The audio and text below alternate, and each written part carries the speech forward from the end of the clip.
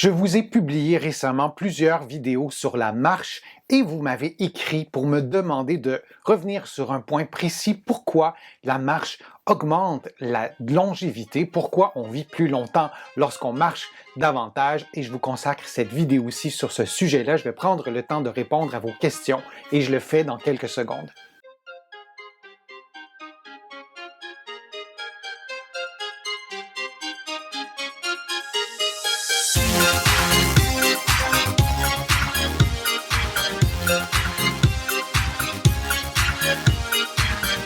Je suis Denis Fortier. Si vous êtes nouveau ici sur ma chaîne YouTube, je vous conseille de vous abonner en cliquant sur le coin inférieur droit de l'écran. Vous pouvez vous abonner aussi gratuitement à mon infolettre en visitant mon site web, le www.denisfortier.ca.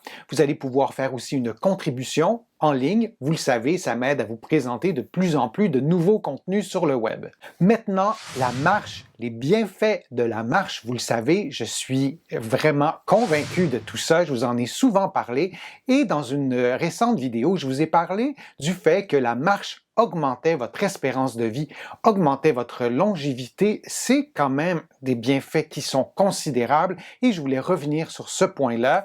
Vous savez, j'en parle dans mes livres, je vous les représente, vous les connaissez pour plusieurs d'entre vous. Lève-toi et marche dans sa version québécoise et dans sa version française, publiée cette fois aux éditions J'ai lu. Vous allez les trouver donc autant au Canada qu'en France et dans plusieurs pays de la francophonie. Si vous les trouvez aussi en Afrique du Nord, j'aimerais que vous me commentiez la vidéo et que vous m'indiquiez à quel endroit vous avez réussi à mettre la main sur mon livre, et vous allez trouver aussi les hyperliens qui vont vous conduire sur des sites transactionnels et vous allez vraiment pouvoir entrer en profondeur dans le sujet de la marche, de l'importance de la marche. Et aujourd'hui, je me concentre sur un point bien précis, sur la longévité, et vous m'avez écrit plusieurs questions et je vais tenter de répondre à ces questions-là. Premièrement, est-ce que ces effets, ces bienfaits sur la longévité ont été démontrés scientifiquement?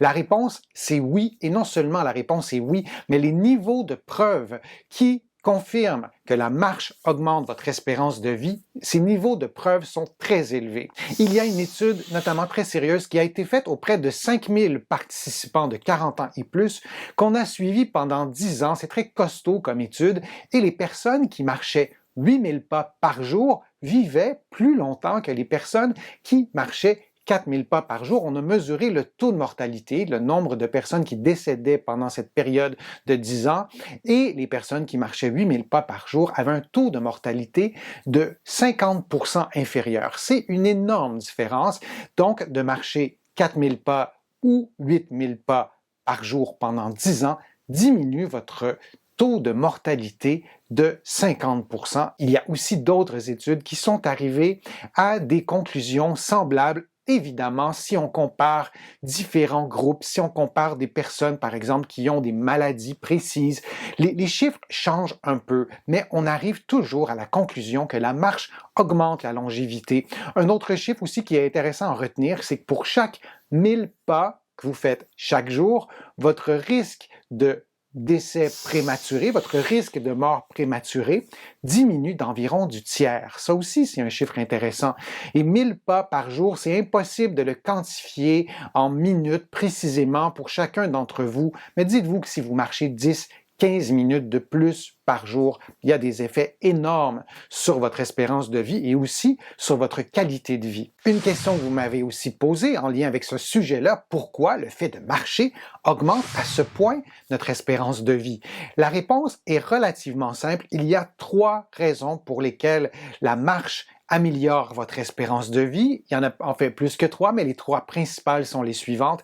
La première raison, c'est que votre cœur et vos vaisseaux sanguins sont en meilleure santé. Votre système cardiovasculaire se porte mieux et il y a beaucoup de décès qui sont attribuables à des problèmes reliés au cœur ou des problèmes qui sont liés à vos vaisseaux sanguins, l'infarctus du myocarde, par exemple, l'insuffisance cardiaque, les AVC sont souvent attribuables à un vaisseau ou à des vaisseaux sanguins qui sont en moins bonne santé, mais cette fois à l'intérieur du cerveau. Donc le fait de marcher régulièrement prend soin de votre santé cardiovasculaire et ça explique en grande partie les bienfaits de la marche sur l'espérance de vie. Il y a aussi un autre élément à tenir en considération lorsque vous marchez régulièrement, c'est que la marche prend soin de votre santé mentale aussi. Le fait, par exemple, de marcher à l'extérieur diminue votre stress. Je vous en ai déjà parlé, mais le fait de diminuer votre stress, ce n'est pas anodin. Bien sûr, vous allez vous sentir mieux ce jour-là où vous irez marcher, mais en même temps, le stress est associé à des problèmes de santé chroniques, à des problèmes de santé mentale, mais aussi des problèmes de santé physique, à l'inflammation aussi, et de mieux gérer votre stress, de mieux gérer peut-être aussi votre anxiété, est vraiment un élément fondamental dans les bienfaits de la marche sur votre santé mentale, mais aussi sur votre santé physique et, par ricochet, sur votre espérance de vie.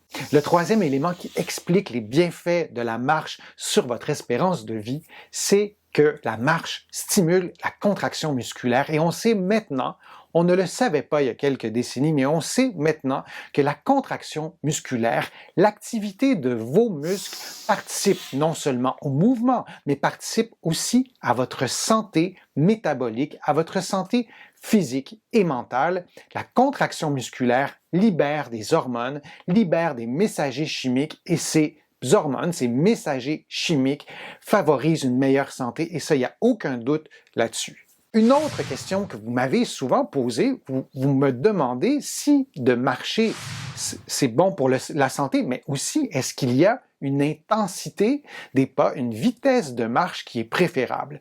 Les études sur la longévité, et là je vous parle spécifiquement de longévité, on pourrait aussi prendre d'autres angles de discussion, mais sur la longévité, ce que les études ont démontré, c'est que la vitesse des pas, l'intensité des pas n'a pas d'importance, c'est le nombre de pas qui compte.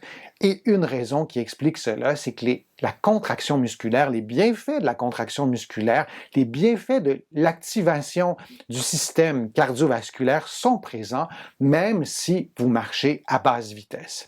Et entre vous et moi, si vous marchez régulièrement à basse vitesse, vous allez inévitablement commencer à marcher un peu plus vite. Vous allez peut-être prendre goût aussi à l'activité physique et bouger un peu plus.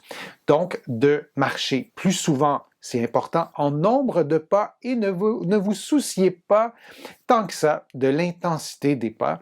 Il y a des bienfaits même si vous marchez plus lentement ou si vous marchez par exemple sur un terrain plat plutôt que d'aller marcher en montagne.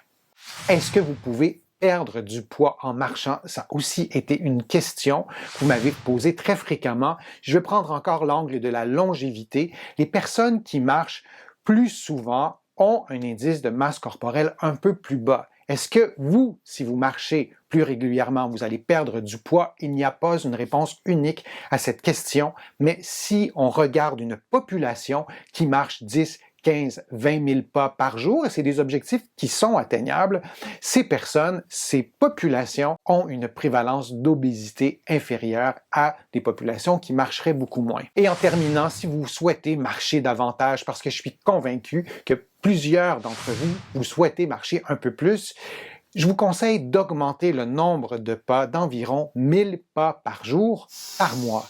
Dans un mois, vous pourriez avoir comme objectif de marcher 1000 pas par jour de plus.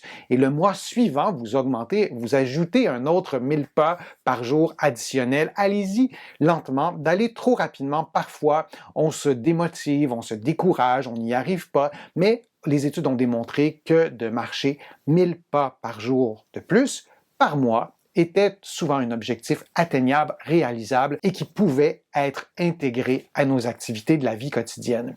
Et je vous lance ce défi.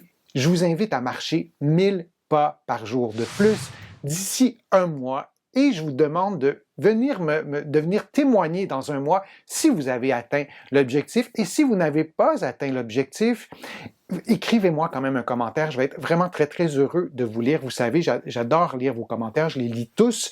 Et je vous invite donc à venir m'écrire si vous avez atteint l'objectif ou non. J'espère que ma vidéo vous a plu. J'espère que les informations étaient claires, précises, aidantes. Et si c'est le cas, je vous invite à la commenter, à la partager sur vos réseaux sociaux, à cliquer j'aime. Vous le savez, ça me donne plus de visibilité, ça m'aide à produire de nouveaux contenus. Vous allez trouver des informations aussi sur mon site web, le www.denisfortier.ca. Vous allez aussi trouver beaucoup d'informations dans mes livres qui sont disponibles partout au Canada, en librairie et sur le web. Mes livres sont aussi disponibles partout dans le monde, notamment en France, en librairie et sur le web. Je suis Denis Fortier. Je vous remercie beaucoup. À bientôt.